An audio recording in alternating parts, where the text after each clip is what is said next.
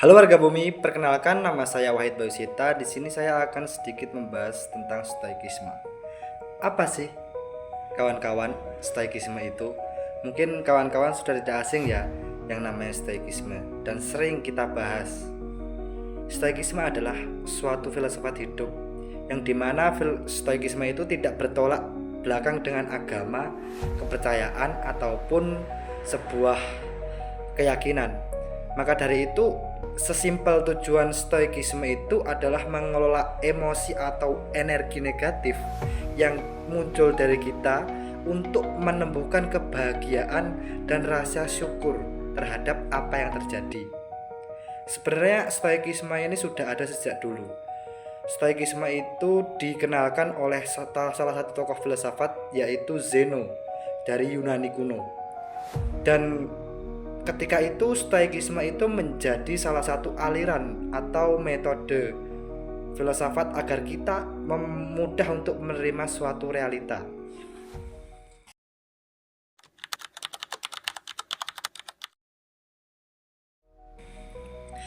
Konsep dikotomi kendali sedikit menjabarkan tentang stoikisme itu, yaitu membagi dalam dua dimensi, yaitu ada dimensi internal dan dimensi eksternal.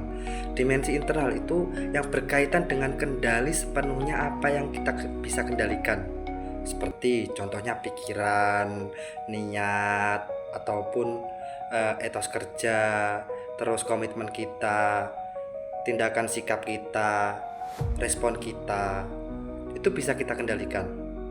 Tapi kalau dimensi eksternal itu hal-hal yang di luar kendali kita dan kita tidak bisa memaksakan hal tersebut untuk seperti apa yang kita inginkan.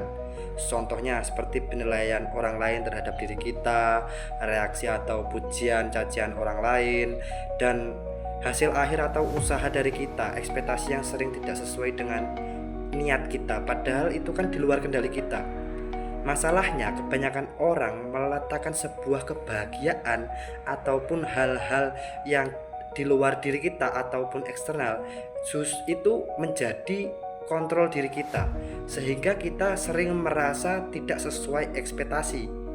Maka dari itu kenapa saya mengulik kembali apa itu sih stoikisme.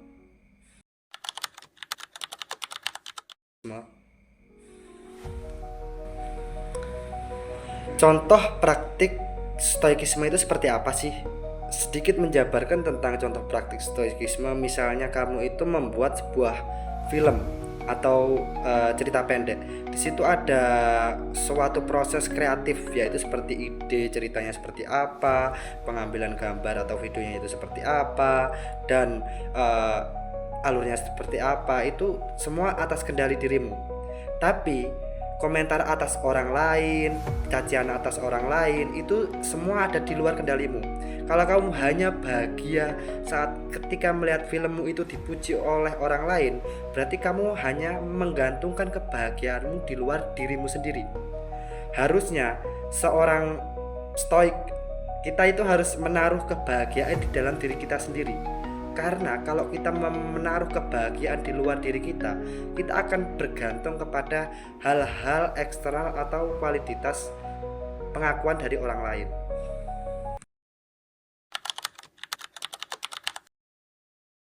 Selanjutnya yaitu rasionalitas dan simulasi terburuk ketika kita stoikisme. Stoikisme sebenarnya itu melatih kita untuk berpikir rasional, bukan hanya sekedar emosional.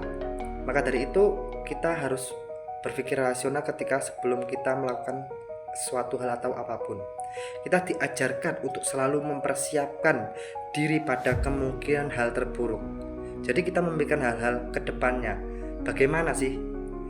Misal, sebelum kita menyatakan sebuah cinta atau perasaan, kita berpikir rasional dulu. Bagaimana jika nanti ditolak? Lalu siap secara mental atau tidak? Terus apa yang kita siapkan?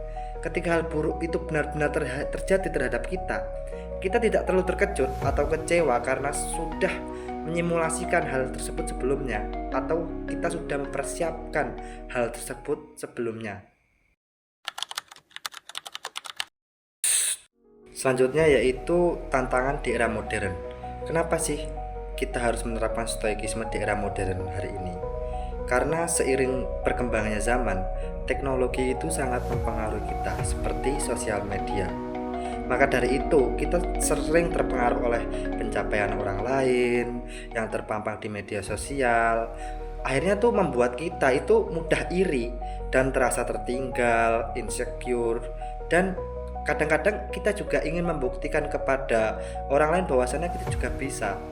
Hal-hal pembuktian tersebut yang membuat kita cenderung untuk membeli suatu barang yang memukau, bahkan belum tentu orang lain itu akan meliriknya.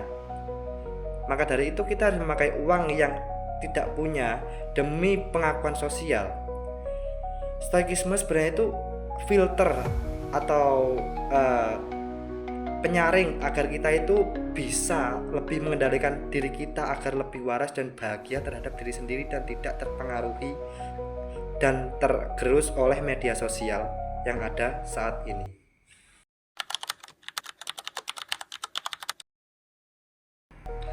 Stoikisme bukan pesimisme.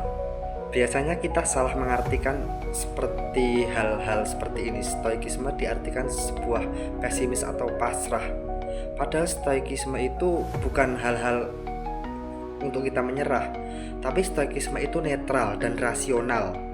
Karena apa? Stoikisme itu membuat kita menyaring mana yang penting, mana yang distraksi atau terpengaruh oleh faktor eksternal atau di luar diri kita.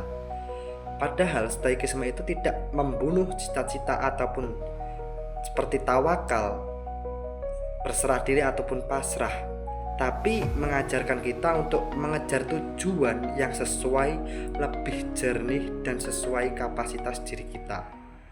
Jadi sesimpel stoikisme itu mengajarkan kita untuk selalu fokus pada apa yang dikendalikan oleh diri kita, dan kita bisa menerima hal-hal yang di luar diri kita atau di luar kuasa kita, sehingga kita bisa menjalani hidup dengan sadar sesadar-sadarnya dan syukur, sehingga kita bisa tenang untuk menghadapi sebuah realita atau kehidupan saat ini.